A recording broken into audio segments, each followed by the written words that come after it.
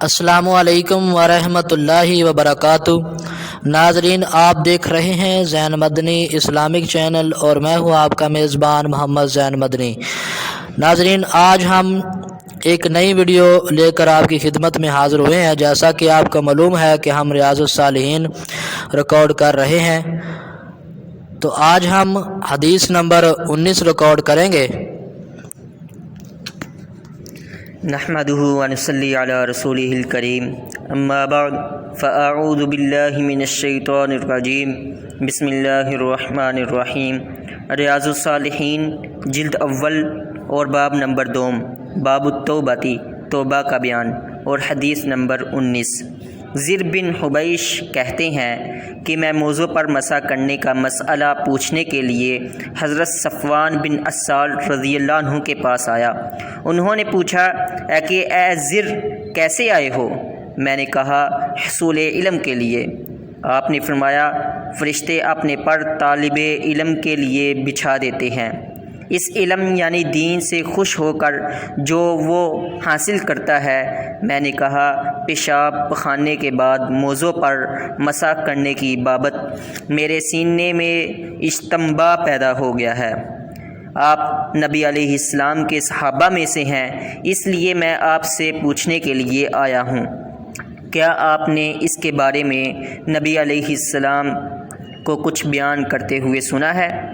انہوں نے فرمایا کہ ہاں، جب ہم مسافر ہوتے تھے تو نبی علیہ السلام ہمیں حکم دیتے تھے کہ ہم اپنے موزے 3 دن اور 3 راتیں نہ اتاریں، یعنی اتنی مدت تک ان پر مسح کرتے رہیں، مگر جنابت سے، یعنی اگر انسان جنبی ہو جائے تو پھر غسل ضروری ہوتا ہے، اس لیے موزے اتارنے ضروری ہوں گے، لیکن پیشاب پخانے اور نیند سے، یعنی ان چیزوں سے موزے اتارنے کی ضرورت نہیں ہے۔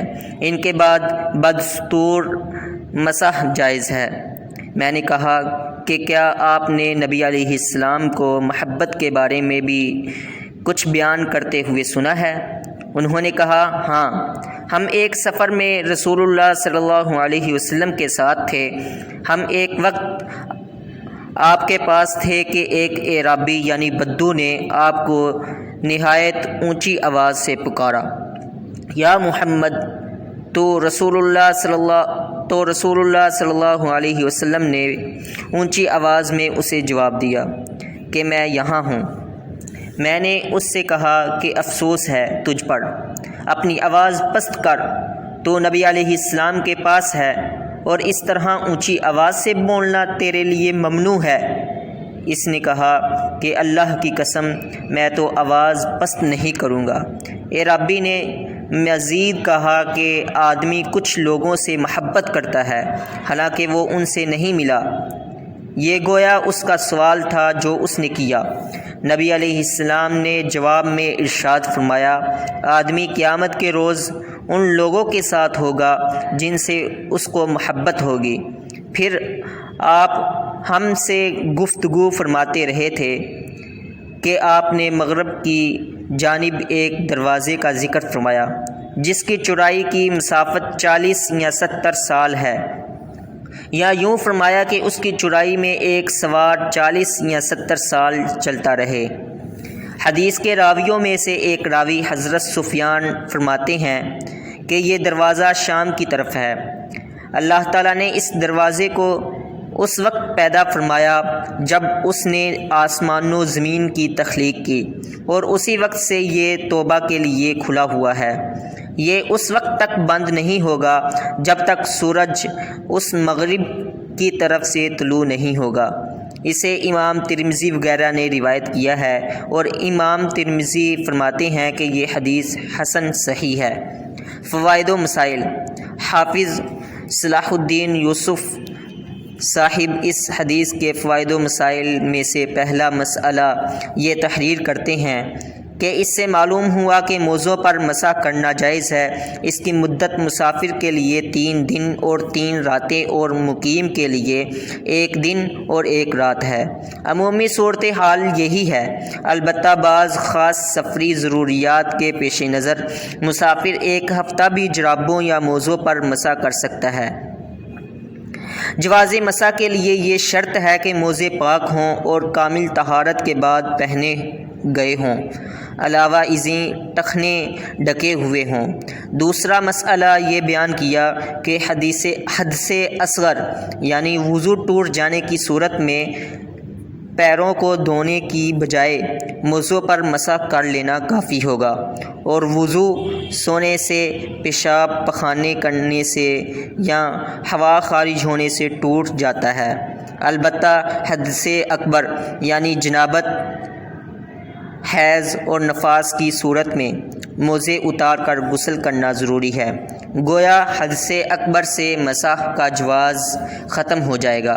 جیسے مدت گزرنے سے ختم ہو جاتا ہے، اسی طرح بے وضو ہونے کی حالت میں موزے اتارنے سے بھی یہ جواز ختم ہو جائے گا۔ تاہم اگر مدت ختم ہو جائے یا موزے اتار دیے جائیں جبکہ ابھی مدت کے دوران یا موزے اتارنے سے پہلے کیا ہوا وضو برقرار ہو تو ان دونوں صورتوں میں کوئی حرج نہیں، کیونکہ پاؤں طاہر ہیں، کیونکہ انقضاء مدت ناقض وضو ہے۔ نہ جرابیں نہ موزے اتارنے سے وضو ہی ٹوٹتا ہے۔ اور تیسرا مسئلہ یہ بیان کیا کہ انسان کو نیک لوگوں سے محبت رکھنی چاہیے تاکہ قیامت والے دن اس کا شمار زمرہ صالحین میں سے ہو جائے۔ اور چوتھا مسئلہ یہ تحریر کیا کہ اس میں علماء کے لیے یہ درس ہے کہ اگر کوئی جاہل آدمی ان کی شان میں گستاخی کرے تو انہیں برداشت کرنا چاہیے۔ پانچواں مسئلہ یہ تحریر کیا کہ ضرورت کے پیش نظر بآواز بلند بھی گفتگو کی جا سکتی ہے۔ اس حدیث سے اور بھی متعدد مسائل معلوم ہوتے ہیں جنہیں معمولی تأمل سے ہر صاحب شعور سمجھ سکتا ہے۔ راوی حدیث حضرت صفوان بن اسال رضی اللہ عنہ، ان کا تعلق بنی ربض بن ظاہر بن عامر سے ہے، کوفہ میں رہتے تھے۔ نبی علیہ السلام کے ہمراہ انہوں نے 12 جنگیں لڑیں۔ ان سے روایات کرنے والے صحابہ میں سے عبداللہ بن مسعود رضی اللہ عنہ شامل ہیں۔ اس کے علاوہ زر بن حبیش، عبداللہ بن سلمہ اور ابو العریف وغیرہ بھی روایت کرتے ہیں۔ احادیث کی کتابوں میں ان سے 21 احادیث مروی ہیں۔ وما توفیقی الا باللہ۔